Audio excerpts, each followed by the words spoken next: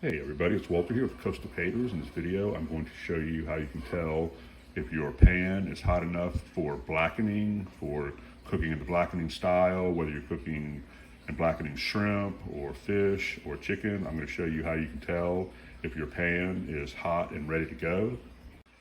So of course, when you're boiling something, it's easy to tell when the water's boiling. You're frying something, you have your thermometer, and you can know exactly what your temperature is. But when you're just cooking, saute, or blackening, it's hard to know exactly how hot the pan is and if it's ready to go or not. So I'm just going to show you a simple method to make sure your pan's hot enough.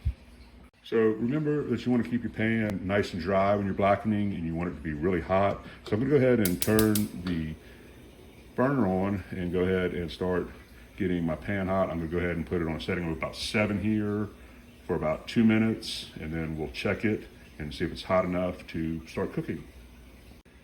And the reason why you want to keep your pan nice and dry is because you want to make sure that you're searing spices to the side of whatever you're cooking. And sometimes you put oil in and you have the spices, the oil will actually start to burn before the spices start to blacken. So it's just always good to just let the natural water or whatever it is that's on what you're going to do, just roll out the seasoning, roll out the blackening, and blacken it that way, but don't use any oil.